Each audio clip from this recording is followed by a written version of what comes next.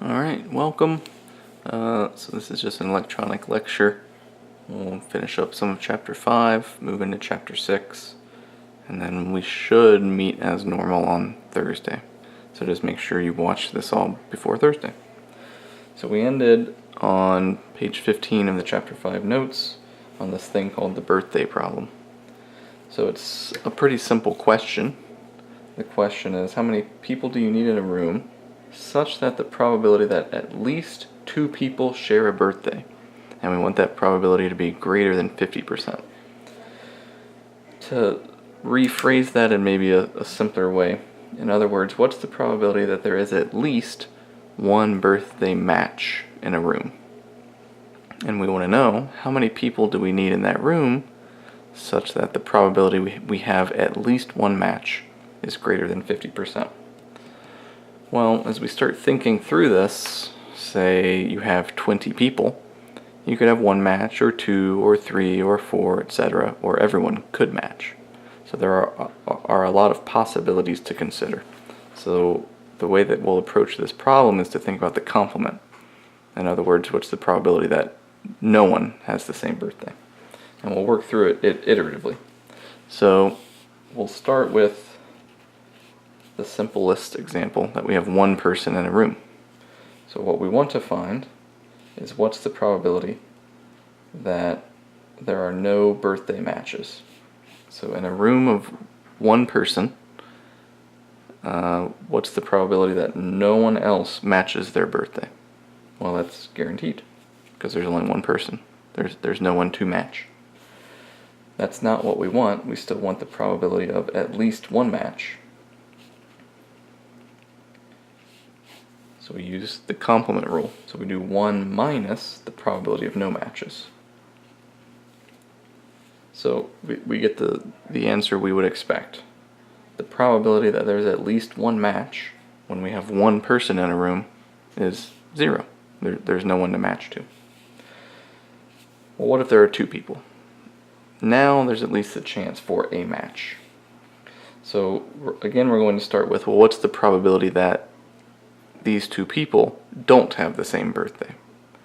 So person number 1, they have a birthday, whatever it is. It's one day of the year. So what's the probability that person number 2 doesn't match person number 1? Well, they can have any of the other 364 days out of the total 365. Person number 1 has one of those days, so the chance that person number 2 doesn't match is 364 out of 365.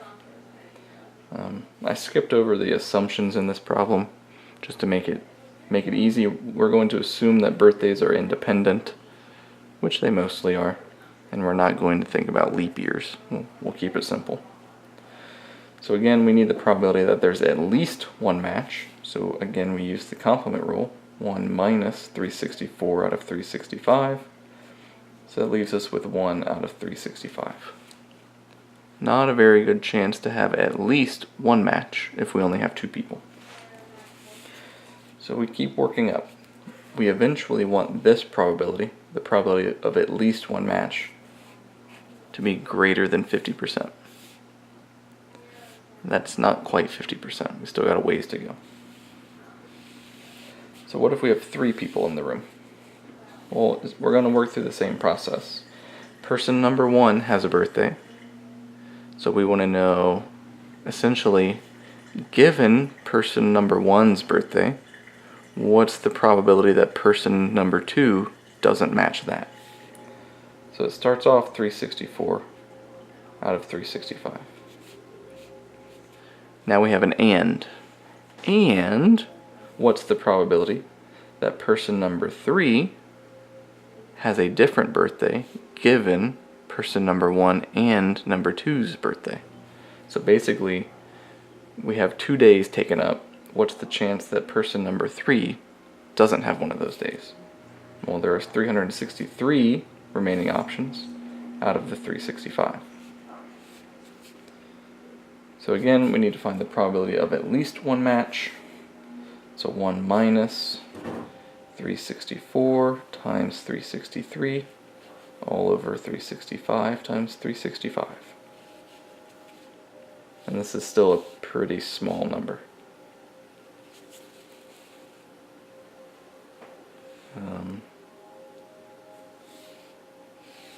We can keep going, but we start to notice a pattern. For every person we add, the numerator is going down by 1, but the denominator stays the same. So this 1 minus fraction will have basically 1 less the number of people we have. We start counting down from a full year. So when we had when we had 2 people, we had 364, so just 1 day. With 3 people, we have 364, 363, so 2 days. So it's always 1 less than the person. So if you keep going, you follow this pattern, when you get to 23 people, what you'll find is that the probability that there are no matches among 23 people works out to be 49.3%. So when we find the complement of that, 1 minus 49.3%, that gives us 50.7%. So we've surpassed that 50% mark we were looking for from the beginning. So in conclusion, if you have a room with 23 people, there's greater than a 50% chance that there's a birthday match. There could be one match, there could be more than one, but there's at least a 50% chance that someone matches in a room of only 23 people. Not as many as you may think. You can look this up on Wikipedia. There's sort of a chart of how this probability changes by the number of people. So you can see soon after 23 people, you're almost guaranteed to have at least one birthday match. And it's a lot less than 365 people, as you may think. So that's the birthday problem, just an interesting example. I'm not going to test you over it or anything, it's just something interesting to think about. And that's pretty much it for chapter 5. So there's a couple of pages left. I'm not that worried about them because we'll see some of it later. So this stuff at the bottom of page 15 we can ignore.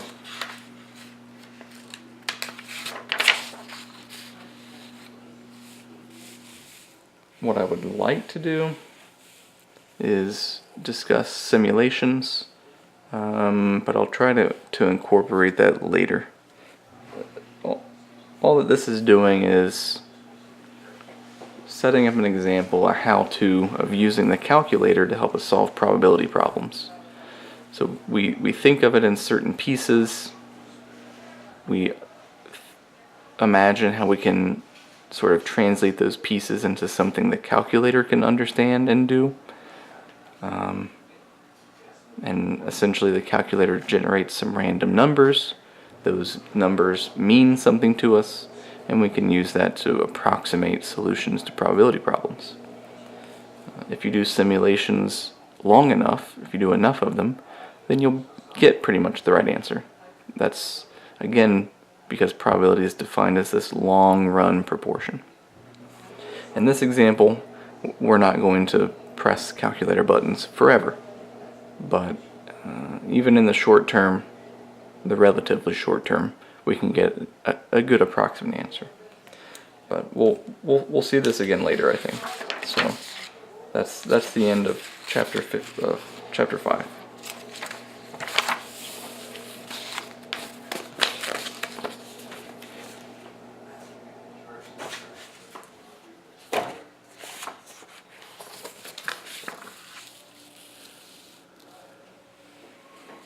So in chapter 6, if you didn't pick these notes up on Thursday, these are on Canvas, so you can print them out or whatever, follow along however you need. So chapter 6, we're talking about probability distributions. Think back to chapter 2 when we were describing the distribution of just a variable. So say height, what is its distribution? So what we were seeing and what we were describing is that when we measure height of a population or of a sample, that variable can take on lots of different values. some will occur more frequently than others. So that description of what values occur, how often do they occur, and then summaries of that distribution, like the center, the shape, and the spread, helped us to learn about a measurement, a variable. Well, we're doing the same thing here in chapter 6, but our variable is a little bit different because we have to think probabilistically. Now our variable is going to be an outcome or a range of outcomes when we do an experiment or a trial. So we've seen this sort of before when we were talking about flipping a coin 3 times. So if we were measuring something quantitative in that type of experiment, we could say, how many heads did we see in our 3 flips? 0, 1, 2, or 3. So our variable is some type of quantitative measurement of an event. What's being introduced here is we can create a distribution of how likely each of those quantitative events are. How often will you see 0 heads in 3 flips? How often, or what's the probability that you see 1 head in 3 flips? So rather than counting the frequencies, how many people are 6 feet tall, for example, now we're interested in the relative frequency, the probability. If we randomly select someone, what's the probability they're 6 foot tall? If we randomly flip a coin 3 times, what's the probability we get 1 head in 3 flips? So it's a distribution of probabilities, of relative frequencies. So the term distribution shouldn't be new. What's a little bit different is what our measurement is. We're counting something related to trials and experiments. So we have the new term random variable. It's just like the variables we've been using all along. I guess the random is just there to emphasize that it's a random outcome. And then we put this into a distribution. So this first example deals with insurance. And so if you don't know how insurance works, I'm not going to go into it, but essentially everyone pays money, and that money is used to pay out people who need it, but not everyone needs the money. So in this example, we're assuming that we are an insurance company, and we need to figure out how much we need to charge for the policy so that on average we'll make $50 profit per customer. So here's what we know. We know that we're going to have to give money back to some people. So we have three different outcomes that can occur. Our policyholder can die, and in that case, the amount we pay out is $10,000. And what we know is that we'll have to do this for 1 in 1,000 customers. So one person will get $10,000 on average. If our policyholder is disabled, we pay out $5,000. And this happens slightly more frequently to 2 in 1,000 people. And then lastly, nothing happens. So we pay nothing. We just get to keep their money and use it to pay everyone else. And this happens to 997 out of 1,000 customers. So using this information, we can construct our probability distribution. So we have different qualitative or categorical outcomes, things that we are observing. So we have death, we have disability, and we have nothing. This little x, this is the numeric value associated with each of these outcomes. And what we're thinking of here is our payout. How much we have to give to the insurance customer. So when someone dies, the value to that is $10,000. That's how much we pay out. For disability, $5,000. If nothing happens, nothing. We next have the probability that the outcome, the essentially, what's the probability that we see any one of these outcomes?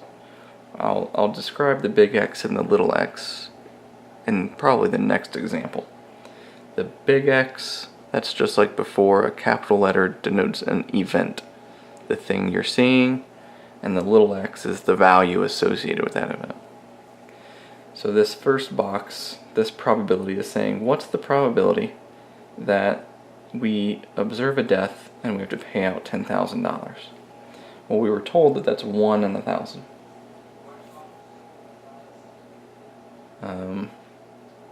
If you like decimals,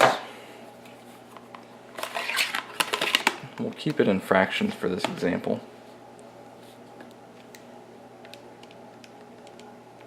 0.001.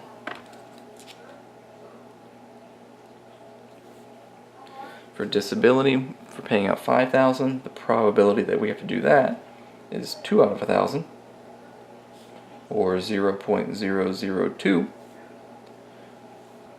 And then nothing, we know that that happens to 997 out of 1,000 customers.